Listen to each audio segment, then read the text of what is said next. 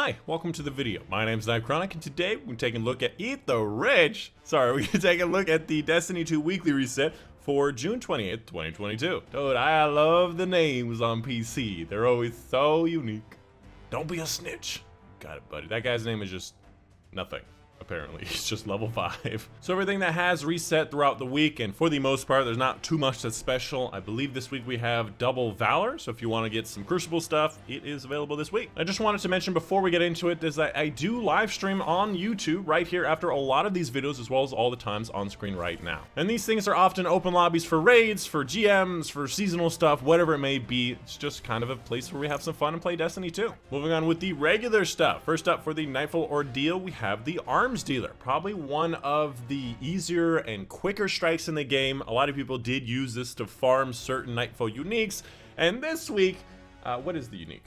Yeah, unfortunately, LightGG still says Silicon Aroma. Although it does say the correct Nightfall, it does say the Arms Dealer. I don't think it's Silicon Aroma because we had that like 2 or 3 times ago. All I remember is last week people were talking about DFA, so I don't know, maybe it is Silicon Aroma.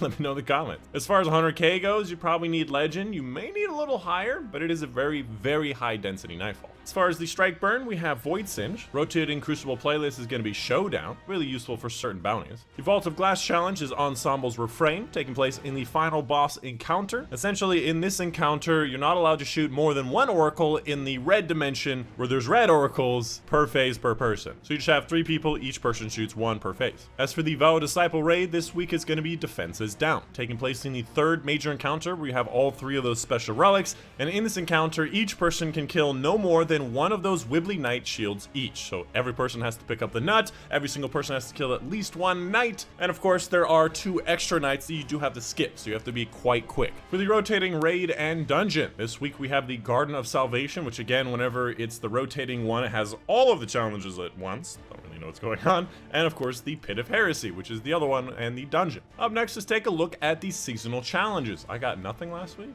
That seems a little bit weird. First one is going to be obviously Bound in Sorrow 6, completing lost sectors throughout the system. Wow, lost sectors? Ugh. Doing the Sever Rage using only Arc subclass, Arc Kinetic, and Stasis weapons. Apparently, the glitch that people were seeing with this is that if you get damage with any other type, like with the Scythe, that counts as solar damage, or with the Explosive Barrels counting as solar damage. So just make sure all of your damage comes from this. Throughout the season, collect Vestiges of Dreads and pick up material nodes on the Leviathan, which obviously done way more than that. Defeating enemies with Glaive and Sword on Leviathan, or defeating Cabal on the Sever. Masterwork a piece of armor, simple enough. Stunning champions, 50 of them, +++, and it's not retroactive. Another +++ is going to be the Crucible ornament for the Chain of Command, meaning you have to double level up and reset your Crucible rank, which Valor is going on right now.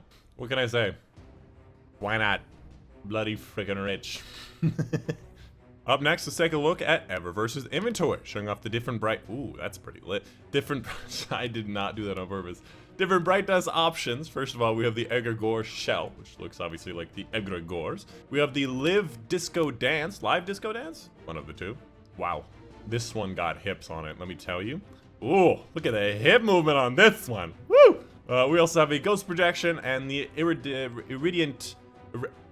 Irradiant? Whoa! Oh, Inmost Light. Damn. Irradiant? I don't think I've ever heard of this word. As for the other Bright Dust section, first up we have the First Gig multiplayer emote, which is where everybody gets a little bit of a guitar, drums, or whatever. We have the Finger Heart, which, oh, it's where you do the crossing little finger things. I never really thought that that was a good representation, but we have the Battle-Worn Shell, which looks like this. I don't know where this is from, though. Like, is this supposed to be like Vault of Glass kind of thing?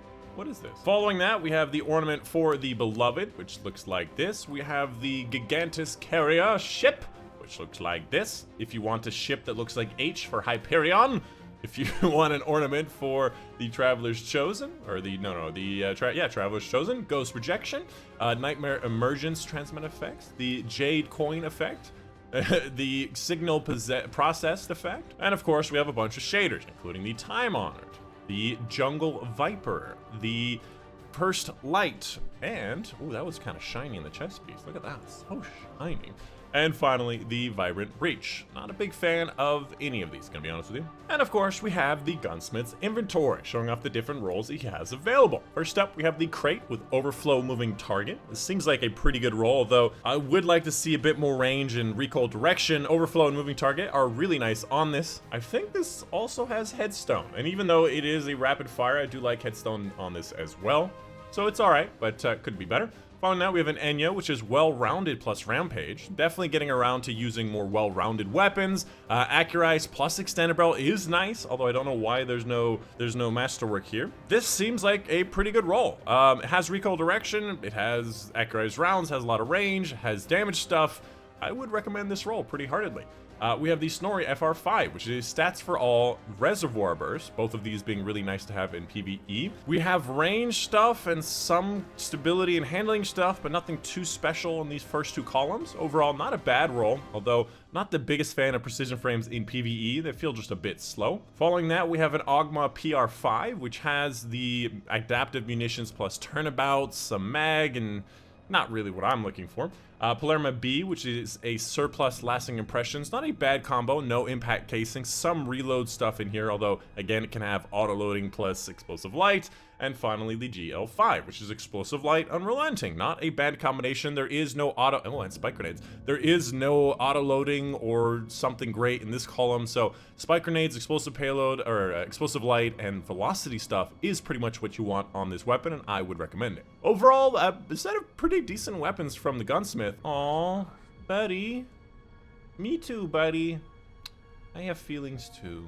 And of course, a big thank you to my patrons on Patreon. Specifically, a big thank you to Mom and Dad, Postalones, Unboxed World, Mondeezy, Buckman, Shooting Panther, Casey Reagan, for their support on Patreon. And that's it. Hope you guys did enjoy. My name is Dychronic, and I will see you guys on the next one.